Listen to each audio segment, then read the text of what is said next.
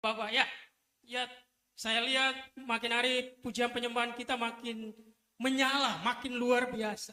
Tapi tahu nggak Bapak Ibu, kita selalu mendengar ya, menyala abangku, ya, menyala istriku, menyala suamiku. Ternyata Bapak Ibu saudaraku, itu adalah kata-kata Alkitabiah. Coba kita buka Roma pada pasal yang ke-12, ayat yang ke-11.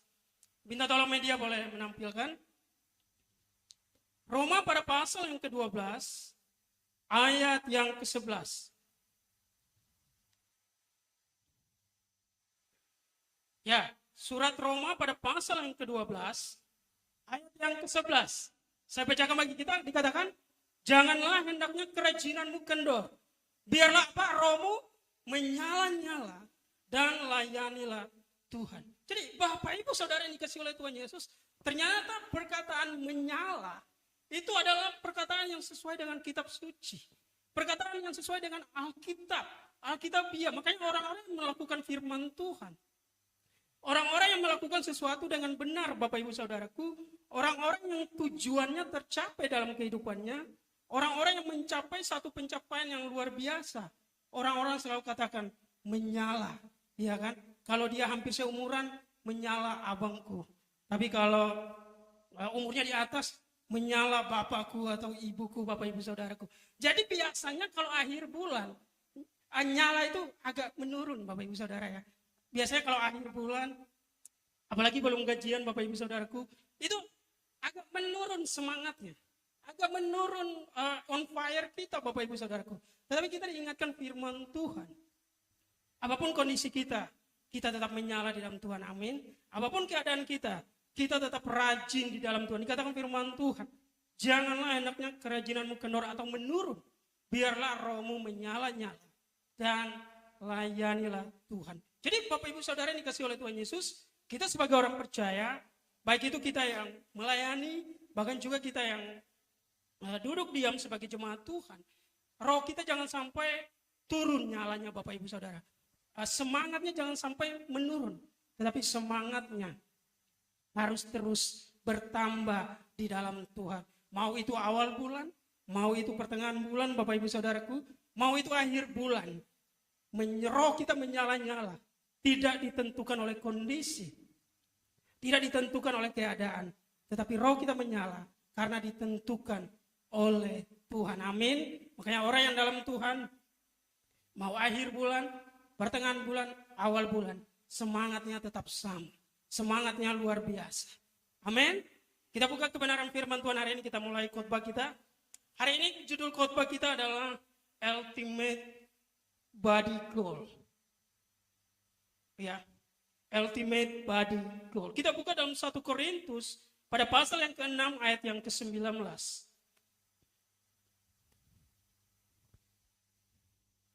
Ya, saya yakin Bapak Ibu juga sudah punya outline khotbah. Kalau belum ada, boleh diambil di depan Bapak Ibu ada ya. Ada juga pulpen. Ya. 1 Korintus pada pasal yang ke-6 ayat yang ke-19 dikatakan, atau tidak tahukah kamu bahwa tubuhmu adalah bayi Roh Kudus yang diam di dalam kamu. Roh Kudus yang kamu peroleh dari Allah.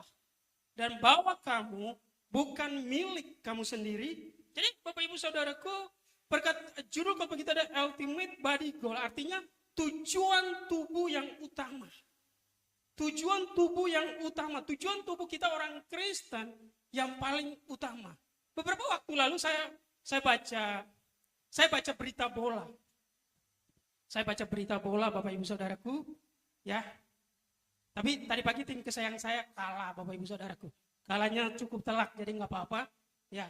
Jadi ya nggak usah ketawa Bapak Ibu Saudara. Ya memang seperti itu. Ya jadi beberapa waktu lalu saya baca berita bola dan kemudian ada satu berita yang muncul. Berita mengenai artis Bapak Ibu. Jadi ada 2 artis yang katanya udah jarang muncul di publik, jarang muncul di umum, tiba-tiba muncul. Wow, sangat body goals Bapak Ibu Saudaraku. Katanya dia mungkin dulu olahraga, dia menyingkir dulu, dia olahraga, dia jaga makanan, dia diet Bapak Ibu Saudaraku. Ini bukan tantangan buat ibu-ibu yang ada di tempat ini. Bukan begitu. Ya. Dan kemudian ketika dia muncul di publik, Wow, tubuhnya sangat sesuai dengan ekspektasi orang-orang, yaitu seorang selebriti. Jadi Bapak Ibu Saudara yang dikasihi oleh Tuhan Yesus, begitupun kita orang percaya bahwa tidak tahukah kamu bahwa tubuhmu adalah bait Roh Kudus. Kalau kita sadar bahwa tubuh kita adalah bait Allah, berarti kita tidak akan merusakkannya. Amin.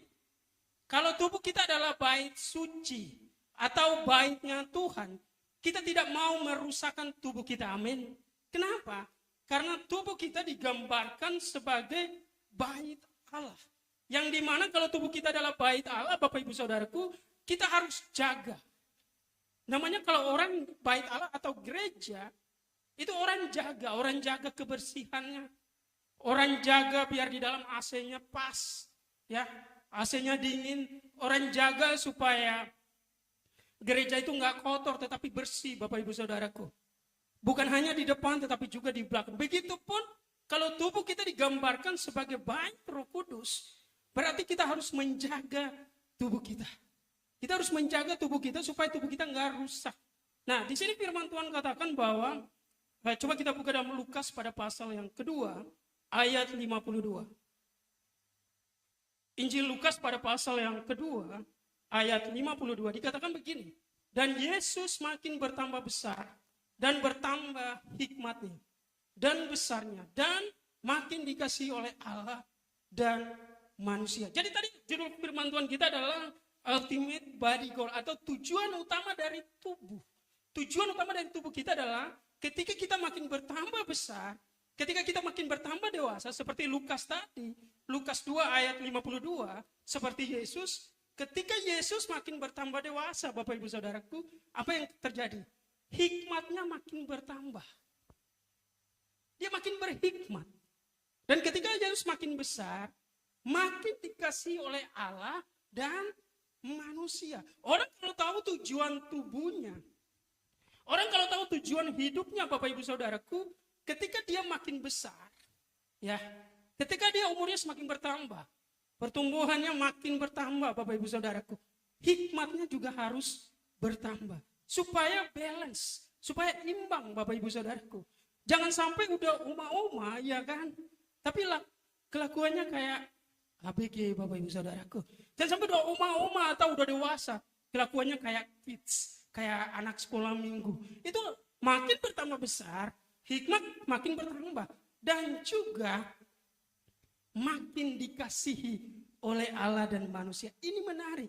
Artinya sebagai orang percaya, semakin kita bertambah dewasa, Bapak Ibu Saudaraku, ternyata semakin kita mengasihi. Amin. Semakin bertambah dewasa, kita makin mengasihi Allah dan juga makin mengasihi manusia.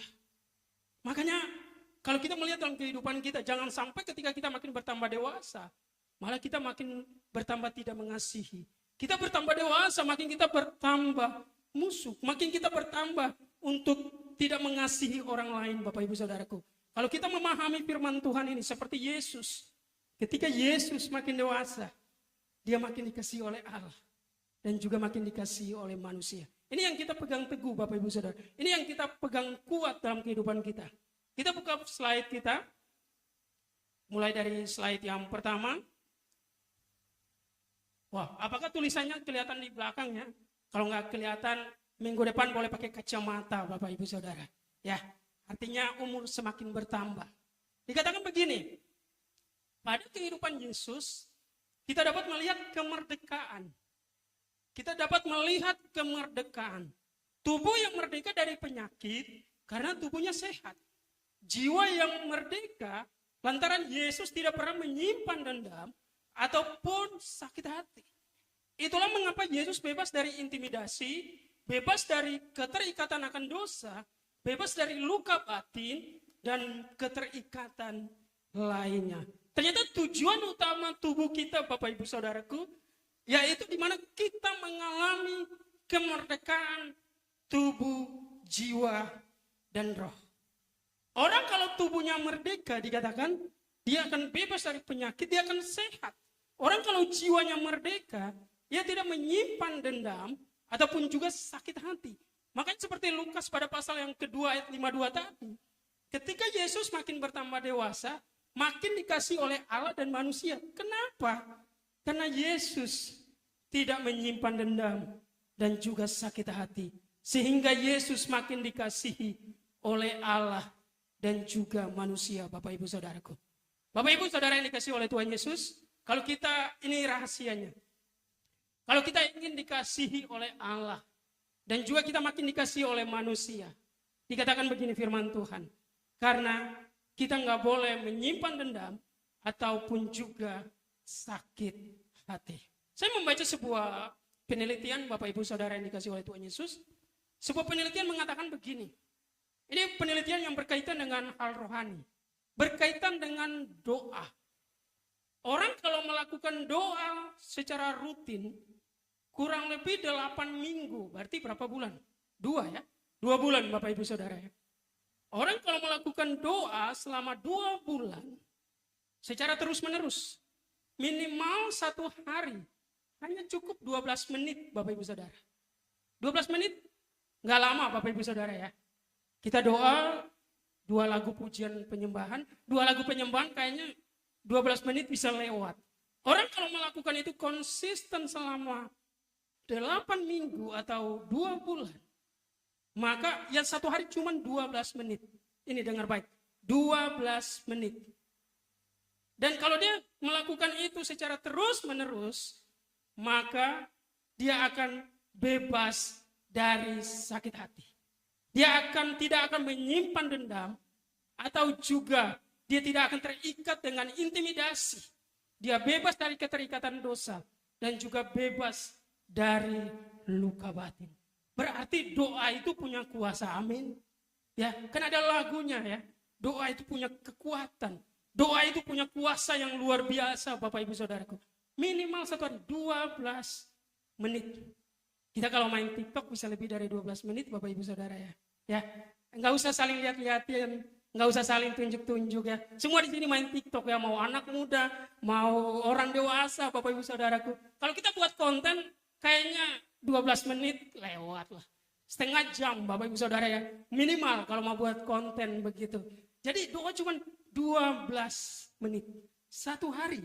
Maka selama 8 minggu kita akan bebas dari sakit hati. Bebas dari dendam. Bebas dari keterikatan dosa. Bebas dari intimidasi iblis. Dan juga bebas dari keterikatan lainnya. Bebas dari luka batin. Kita buka di slide berikutnya dikatakan. Slide berikutnya dikatakan, kita harus mengikuti cara Yesus hidup dengan memelihara tubuh, roh, dan juga jiwa. Coba kita buka dalam 1 Tesalonika pada pasal yang kelima ayat yang ke-23. 1 Tesalonika pada pasal yang kelima ayat 23.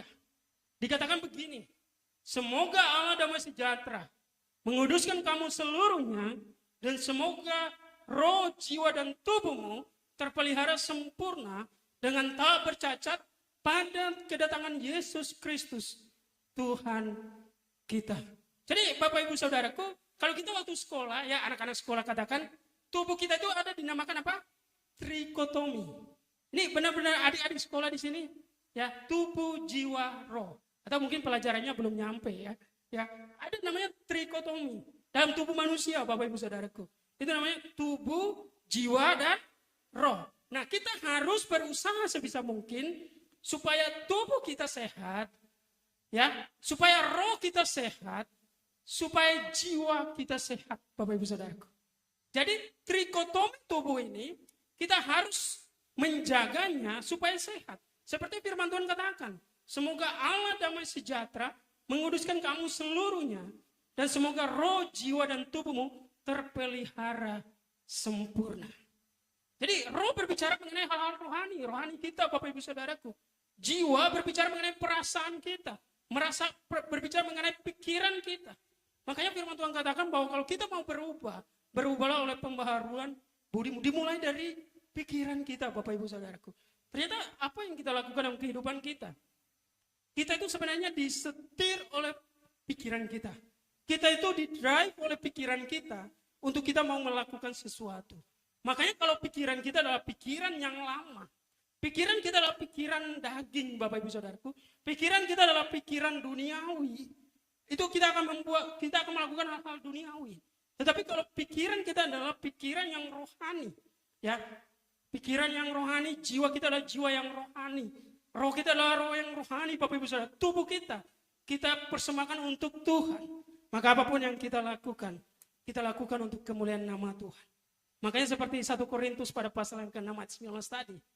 Kita menjaga tubuh kita seperti kita menjaga bait suci. Karena tubuh kita itu seperti bait suci, Bapak Ibu Saudara. Nggak boleh dirusakkan. Nggak boleh kita buat rusak tubuh kita. Karena tubuh kita adalah bait suci. Coba kita buka di slide berikutnya lagi. Dikatakan, kita memelihara tubuh agar tubuh menjadi sehat. Sehingga kita bisa bekerja serta melayani Tuhan dengan optimal. Dengan tubuh yang sehat, kita pun dapat menolong keluarga ataupun sesama kita. Dengan tubuh yang sehat, kita pun dapat menolong keluarga atau sesama kita. Bapak Ibu Saudaraku, pernah nggak ingat ketika kita sekolah, ketika dalam sekolah ada sebuah istilah dalam bahasa Latin. Di dalam tubuh yang sehat terdapat jiwa yang sehat. Apa nama itu ya Bapak Ibu? Corpore mensana in corpore sano. Wow. Ini pinter-pinter bahasa Latin Bapak Ibu Saudaraku. Luar biasa. Berarti waktu masih lulus sekolah. Kalau adik-adik sekolah di sini mungkin kurikulumnya berbeda Bapak Ibu Saudara. Jadi mereka nggak tahu. Tetapi yang sekolah zaman ya dulu, jadul Bapak Ibu Saudaraku, istilah-istilah begini adalah istilah yang biasa. Karena apa? Hafalan. Bisa ditanya oleh guru, ya. Jadi di dalam tubuh yang sehat terdapat jiwa yang sehat. Orang kalau menjaga tubuhnya sehat, Bapak Ibu Saudaraku, dikatakan bahwa dia bisa bekerja dan juga bisa melayani dengan optimal. Artinya kalau menjaga tubuh sehat, makanan yang kita makan itu nggak ditentukan oleh mulut, tetapi ditentukan oleh kesehatan Bapak Ibu Saudaraku. Makan bukan untuk mengenyangkan mulut atau untuk menyenangkan mulut, tetapi makan untuk sehat Bapak Ibu Saudaraku. Pernah dalam kehidupan kita tahu Bapak Ibu Saudaraku, kita adalah orang-orang yang alergi dengan makanan saya orang yang alergi sama udang Bapak Ibu. Jadi saya pernah ke tempat makan, kemudian saya pesan ikan. Saya nggak tahu ketika itu dicampur dengan udang. Setelah makan, wow, saya merasakan nggak enak perut Bapak Ibu Saudaraku. Ternyata ada campur sama udang. Bukan berarti kalau kita alergi Bapak Ibu, dalam nama Tuhan Yesus, ya ini nggak akan alergi. Bapak Ibu Saudaraku, antara kalau kita alergi nggak usah dimakan, ya nggak usah. Oh dalam nama Tuhan Yesus pasti saya sehat. Nggak usah Bapak Ibu Saudara. Tahu makanan kita, makanan sehat itu seperti apa. Makanya Bapak Ibu di sini kan kita tahu makanan kita, pantangan kita apa Bapak Ibu Saudara. Supaya kita makan nggak sakit yang mana. Amin. Ya. Supaya kalau kita makan kita sehat yang mana Bapak Ibu Saudaraku. Makanya firman Tuhan katakan begini. Coba kita buka 1 Korintus pada pasal yang ke-6 ayat yang ke-12. 1 Korintus pada pasal yang ke-6 ayat yang ke-12. 1 Korintus pada pasal yang ke-6 ayat yang ke-12 dikatakan segala sesuatu halal bagiku. Tetapi bukan semuanya berguna. Ayat 12a Bapak Ibu Saudaraku. Jadi artinya di sini bahwa kita dalam kekristenan kita nggak ada namanya makanan haram, nggak ada namanya makanan halal Bapak Ibu Saudaraku. Segala sesuatu orang percaya boleh makan. Tetapi yang harus dilihat adalah asas kegunaan. Yang dilihat adalah segala sesuatu halal bagiku. Tetapi bukan semuanya berguna. Ketika kita makan sesuatu, kita tahu nggak itu berguna bagi kita. Apakah makanan ini mendatangkan kita sehat, atau makanan ini mendatangkan kita sakit, Bapak Ibu Saudaraku. Makanya, bukan berarti dalam kekristenan kita, nggak ada namanya haram, nggak ada namanya makanan halal. Kemudian semua kita tebas, Bapak Ibu Saudaraku. Nggak seperti itu. Tetapi kita tahu makanan yang sehat, makanan yang berguna bagi tubuh kita, itu yang perlu kita makan. Makanya kita lanjut ke slide berikutnya. Dikatakan, Di dalam tubuh yang sehat, terdapat jiwa yang sehat tadi. Ya, istilah tadi Bapak Ibu Saudaraku, ya, mensana in corpore sano. Agar jiwa sehat, firman Tuhan mengajarkan kita untuk belajar, bersuka cita. Jangan menyimpan dan membiarkan jiwa terluka. Agar kita tidak mudah melukai orang lain. Jadi Bapak Ibu Saudaraku, kalau tubuh kita sehat, kita menjaga makanan kita sehat, kita menjaga tubuh kita sehat, kita akan bisa juga menjaga supaya dikatakan jiwa kita sehat. Orang kalau jiwanya sehat, Bapak Ibu Saudaraku, dia akan punya sukacita, amin. Makanya kita orang percaya, ketika kita ibadah di gereja, tanya ada sukacita, kita jawab ada. Jiwa kita sehat, Bapak Ibu Saudaraku. Makanya orang kalau jiwanya nggak sehat, dia harus pergi ke gereja. Dia harus menghadap Tuhan. Supaya apa? Dia mengalami kemerdekaan jiwanya. Orang kalau jiwanya merdeka, dia bisa mengampuni Bapak Ibu Saudaraku. Orang kalau jiwanya nggak merdeka, dikatakan bahwa dia akan menyimpan dendam dalam dirinya dan jiwanya terluka. Orang kalau terluka, dia punya keinginan untuk melukai orang lain. Orang percaya diajarkan. Kita orang Kristen diajarkan Bapak Ibu Saudaraku. Mengapa kita harus mengampuni? Supaya tadi jiwa kita sehat. Orang kalau jiwanya sehat, dia akan juga punya hubungan yang baik dengan sesamanya. Orang kalau jiwanya sehat, dia akan punya hubungan yang baik dengan anggota keluarganya Bapak Ibu Saudaraku. Orang kalau jiwanya sehat, dia akan baik dengan semua orang. Itu dikatakan kalau jiwanya sehat. Makanya di slide berikutnya firman Tuhan katakan, Tuhan ingin agar kita hidup tidak bercacat dan tidak bercela menjelang hari kedatangannya. Makanya tadi ultimate body goal tadi Bapak Ibu Saudara, tujuan utama tubuh kita. Tujuan utama tubuh kita Bapak Ibu Saudaraku, supaya kita tidak bercacat dan tidak bercela atau kita mengalami kesehatan. Sehat secara tubuh, sehat secara jiwa Bapak Ibu Saudaraku, sehat secara rohani. Makanya orang-orang selalu katakan bahwa mereka ingin mentalnya sehat Bapak Ibu Saudaraku. Baca firman Tuhan. Maka kita mengalami kesehatan mental dalam kehidupan kita. Ya, kita lanjut di slide berikutnya. Bagaimana caranya agar tubuh kita sehat selama kita berada di muka bumi? Yang pertama, food atau makanan. Makanan sehat dan bergizi. Salah satu kunci kesembuhan adalah mengkonsumsi makanan sehat dan bergizi. Sebab makanan sehat terbukti meregenerasi sel-sel tubuh yang rusak akibat penyakit. Jadi Bapak Ibu Saudaraku, pastikan bahwa makanan yang kita makan bukanlah makanan yang hanya menyenangkan mulut kita, tetapi makanan yang kita makan adalah menyenangkan tubuh kita, supaya tubuh kita sehat, supaya tubuh kita nggak sakit, Bapak Ibu Saudaraku. Ini yang dimaksudkan oleh firman Tuhan. Dalam 1 Korintus pada pasal yang ke-6 ayat 12 tadi, segala sesuatu halal bagiku, tetapi tidak semuanya berguna. Kita harus berusaha untuk bisa memfilter Bapak Ibu Saudaraku, makanan sehat yang mana untuk tubuh kita. Supaya kalau tubuh kita sehat, kita bisa optimal dalam keluarga kita. Tubuh kita sehat, kita bisa optimal dalam pekerjaan kita.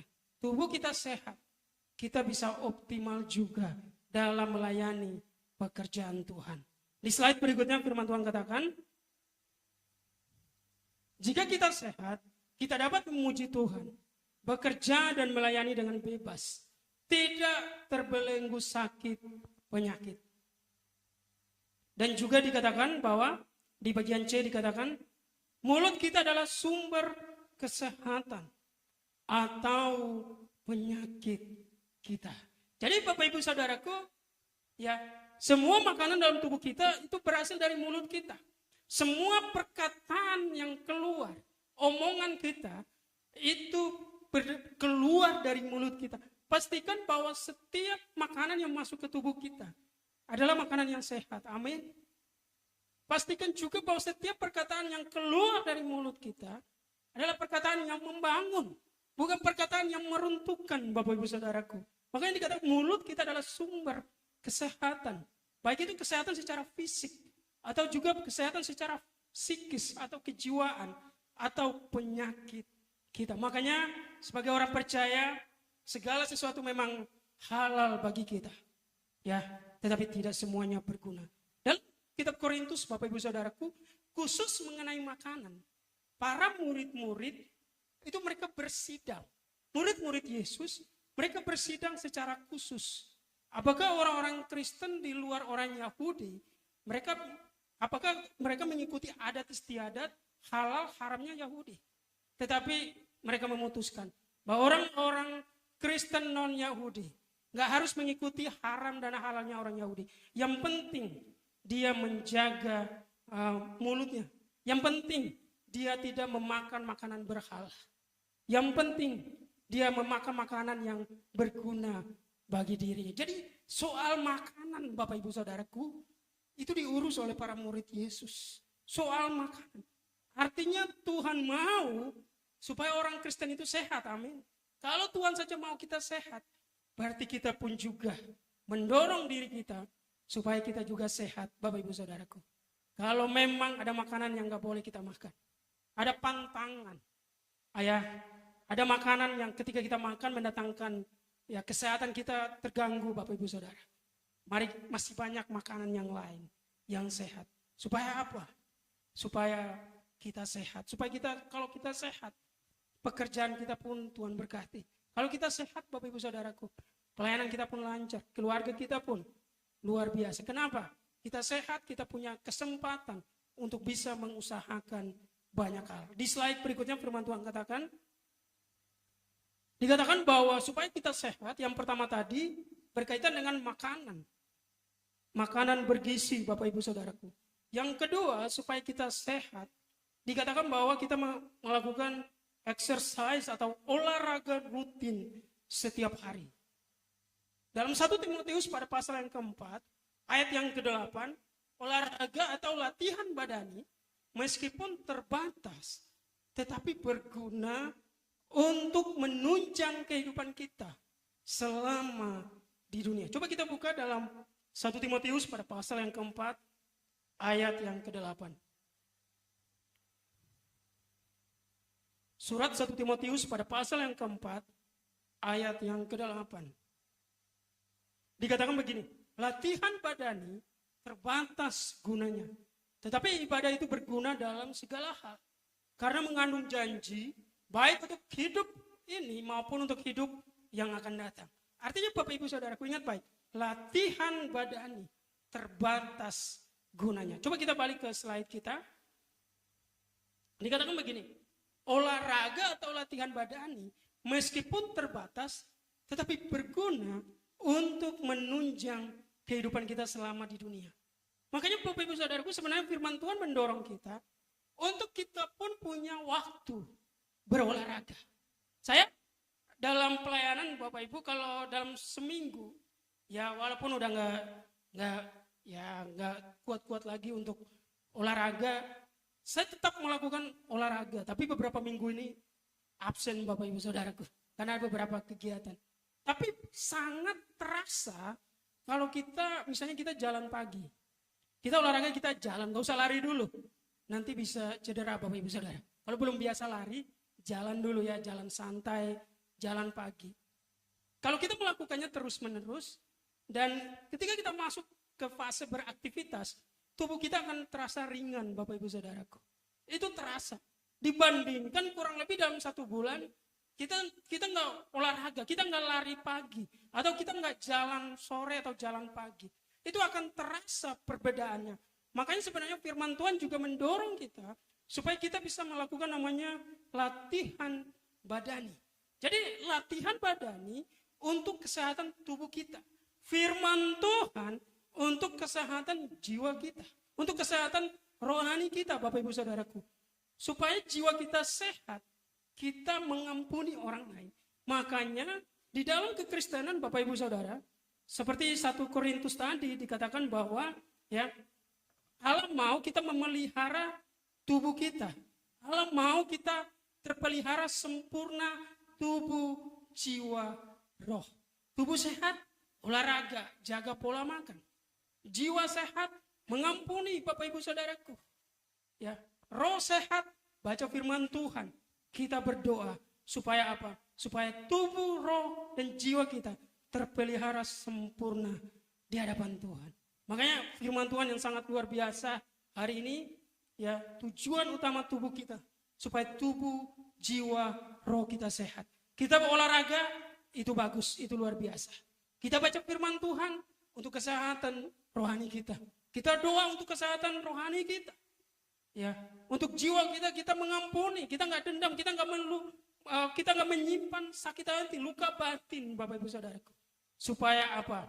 Supaya tubuh, jiwa, roh kita terpelihara sempurna atau sehat. Jadi trikotomi tubuh kita sehat, Bapak Ibu Saudara. Tuhan nggak mau hanya tubuh kita terlihat perfect kayak pemain bola ya, six pack, Bapak Ibu Saudaraku. Tapi di balik six pack jangan sampai kita menyimpan dendam. Makanya jangan heran, orang badannya bagus, orang rajin olahraga, Bapak Ibu Saudaraku, tiba-tiba bisa mengalami sakit yang luar biasa. Kenapa? Nggak menjaga jiwa, nggak menjaga kesehatan jiwa, nggak mengampuni, nggak mau bebas dari luka batin, nggak mau bebas dari sakit hati, Bapak Ibu Saudaraku. Jadi kalau kita nggak menyimpan dendam atau sakit hati, berarti jiwa kita sehat. Orang kalau tubuhnya sehat, tapi kalau dia nggak kuat dalam hal firman Tuhan, dia nggak kuat dalam hal doa, Bapak Ibu Saudaraku, itu jiwanya nggak sehat. Itu jiwanya nggak sehat, bukan jiwanya terganggu. Ini perlu digaris bawahi. Jiwanya nggak sehat. Jadi gampang tersinggung, Bapak Ibu Saudaraku. Orang bercanda, dia marah. Ya, kenapa? Orang jiwanya nggak sehat. Kalau mau supaya jiwa kita sehat, baca firman Tuhan. Mau supaya jiwa kita sehat, doa. Bahkan kita punya banyak lagu-lagu rohani. Itu kita nyanyikan, Bapak Ibu Saudaraku. Kita mendengarkan lagu-lagu tersebut. Yang dimana membawa kesehatan jiwa kita. Kita buka di slide berikutnya. Dikatakan, olahraga penting sebab membuat peredaran darah dalam tubuh menjadi lancar. Sehingga darah dapat mendistribusi nutrisi dan memberi makan setiap sel dalam tubuh. Ya, olahraga penting sebab membuat peredaran darah dalam tubuh menjadi lancar. Sehingga darah dapat mendistribusi nutrisi dan membuat makan setiap sel dalam tubuh. Jadi tubuh kita berasa ringan. Tubuh kita sangat ringan, gak banyak beban, Bapak Ibu Saudaraku. Kenapa? Kita melakukan latihan badani. Tubuh kita ringan. Pikiran kita juga ringan, Bapak Ibu Saudaraku. Kenapa? Jiwa kita ringan. Kita mengampuni. Ya, rohani kita juga terlihat ringan. Rohani kita terasa ringan. Rohani gak terlihat, Bapak Ibu Saudara. Ingat baik, jiwa, roh itu gak terlihat. Tetapi itu kalau disimpan, gak dijaga kesehatannya, impactnya sangat luar biasa. Kalau tubuh terlihat, orang kalau rajin olahraga, wow, ya body goals, Bapak Ibu Saudara. Kelihatan sekali, ya bapak-bapak atau ibu-ibu yang rajin olahraga, terlihat. Tapi jiwa dan roh itu gak terlihat.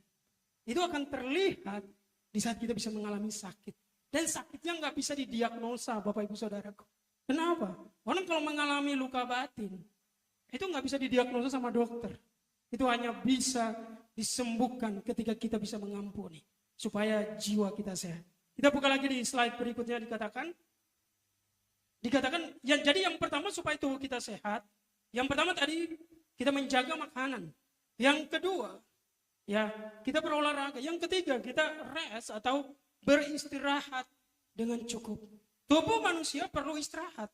Untuk memberi waktu pada tubuh mengerjakan detoksifikasi secara natural setiap hari.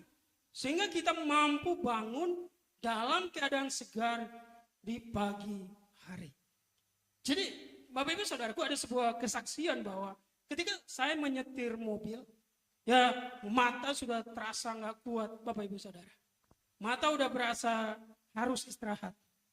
Tapi terkadang kan kalau masih ya jiwa muda, Bapak Ibu Saudaraku, katanya kalau mau mengantuk, ketika kita nyetir dan ngantuk, kita harus lari kecepatan tinggi, Bapak Ibu. Wow, tetapi makin terasa kalau mata kita nggak kuat. Dan apa yang terjadi, Bapak Ibu Saudaraku? Saya ke rest area, saya istirahat. Ternyata kalau kita mau supaya tubuh kita kelihatan segar, itu nggak bisa digantikan oleh ngopi, nggak bisa. Kopi nggak bisa menggantikan. Itu cuma sementara. Lari dengan kecepatan tinggi nggak bisa menggantikan. Jangan sampai kita bukan lari ke tujuan kita. Kita lari ke rumah Bapak, Bapak Ibu Saudaraku. Hati-hati. Ya, ini teguran buat kita. Yang masih anak muda yang bisa nyetir. Kalau ngantuk, bukan berarti kecepatannya ditambah.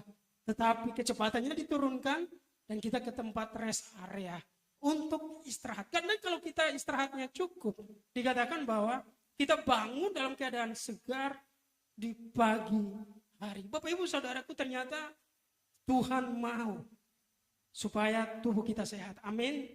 Tuhan mau supaya tubuh kita sehat.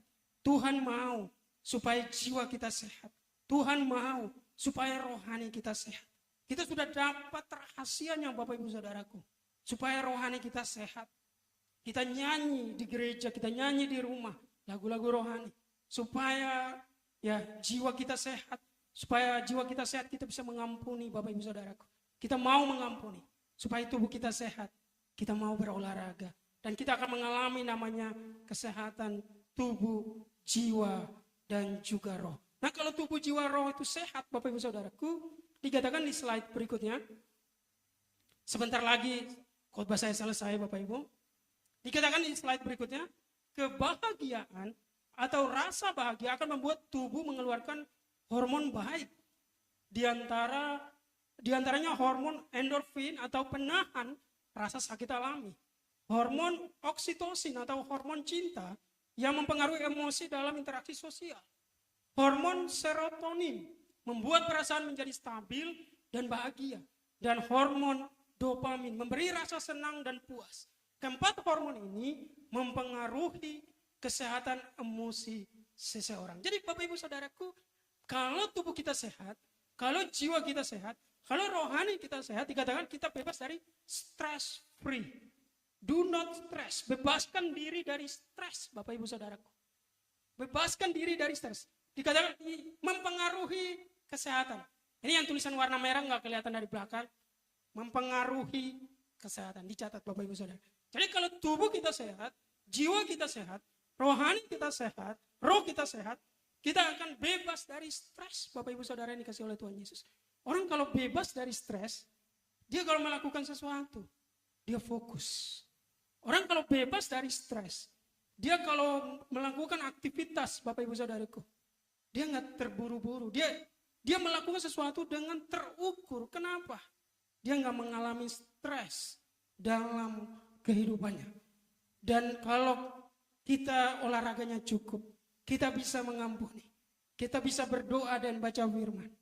Maka tadi, tubuh, jiwa, roh kita sehat di hadapan Tuhan. Saya percaya bahwa kita semua ingin supaya tubuh kita sehat. Amin. Kita semua ingin supaya jiwa kita sehat. Amin. Kita semua ingin agar roh kita sehat. Kita sudah tahu rahasianya Bapak Ibu Saudaraku. Ternyata kesehatan tubuh, jiwa, dan roh itu harus dijaga supaya apa? Supaya kita bebas dari stres. Makanya di slide berikutnya dikatakan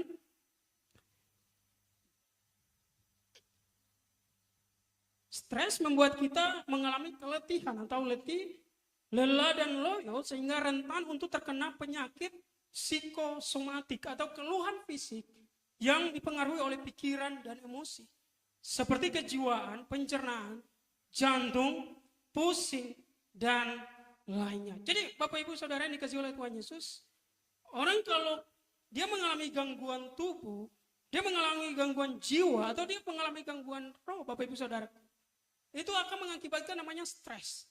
Tadi saya katakan bahwa orang kalau jiwanya sehat, tubuhnya sehat, rohaninya sehat, berarti dia bebas dari stres atau stress free.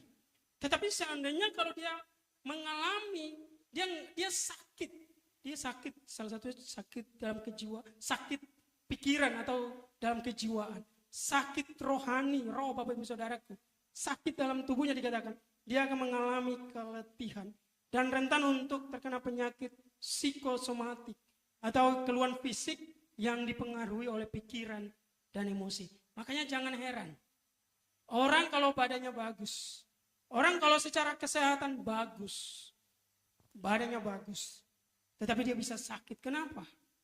Kita harus tanya kepada kesehatan jiwanya. Kita harus tanya kepada kesehatan rohnya Bapak Ibu Saudaraku. Jadi kalau tubuh kita sehat, pastikan roh kita sehat. Amin. Saya percaya Bapak Ibu pasti sehat-sehat. Karena banyak sukacita. Sepanjang saya khotbah banyak senyum, banyak ketawa Bapak Ibu Saudaraku. Ya, jadi tubuh sehat, jiwa sehat, rohani sehat. Ya, trikotomi tadi mengalami kita sehat. Dikatakan di slide berikutnya, dalam menghadapi pergumulan jangan stres. Tetaplah bahagia. Ada begitu banyak obat yang Tuhan sediakan untuk membebaskan kita dari stres. Bercerita kepada teman itu obat. Makan makanan sehat itu obat.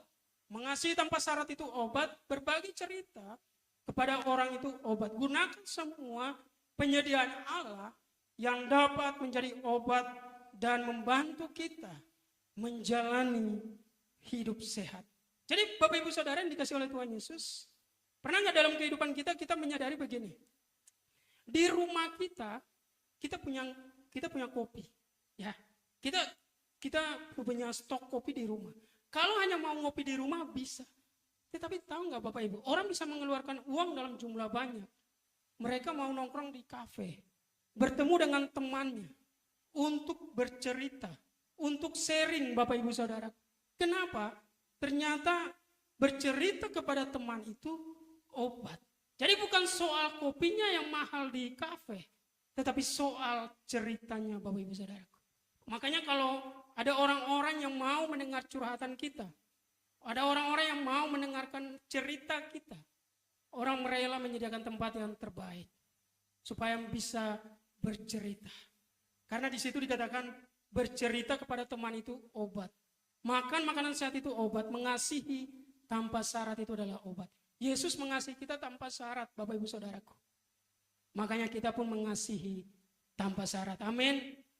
Kita nggak boleh mengasihi kalau si A begini, dia harus begini sesuai dengan maunya kita Bapak Ibu Saudara. Baru kita bisa mengampuni. Tetapi dikatakan bahwa mengasihi tanpa syarat itu obat. Ya, mengampuni tanpa syarat itu obat Bapak Ibu Saudaraku. Makanya kalau kita mau mengampuni, kalau kita punya kesempatan mengampuni, lakukan sekarang. Amin. Kalau kita mau mengampuni, lakukan sekarang. Jangan ditunda. Kalau ditunda, nggak terjadi Bapak Ibu Saudaraku. Dikatakan begini, gunakan semua penyediaan Allah yang dapat menjadi obat dan membantu kita menjalani hidup sehat. Di slide penutupnya firman dikatakan, semakin kita mengenal Tuhan, tentunya kita semakin berhasrat untuk mengupayakan hidup sehat. Sebab kita tahu itulah perintah Tuhan bagi kita. Dikatakan, reach your ultimate body goal. Jadi Bapak Ibu Saudaraku, capai tujuan tubuh kita yang utama. Ya, kita harus menggapai, harus mencapai tujuan tubuh kita yang utama. Yaitu kita bebas dari, kita jiwanya sehat, tubuhnya sehat, rohnya sehat. Kalau tiga-tiga itu, trikotomi tubuh kita sehat Bapak Ibu Saudaraku, saya percaya kita akan semangat menjalani aktivitas kita. Kita akan semangat menjalani pelayanan kita, amin. Kita akan semangat menjalani apapun dalam keluarga kita. Kalau tiga hal itu sehat. Tuhan mau supaya kita mengalami kesehatan tubuh kita. Jaga pola makan tadi dikatakan, istirahat, olahraga, Bapak Ibu Saudaraku. Dan kemudian dikatakan firman Tuhan, kita akan bebas dari stres. Ya, semua makanan boleh halal bagi kita. Tetapi pastikan makanan yang sehat yang kita makan. Supaya membawa kesehatan bagi kita. Mari kita berdoa.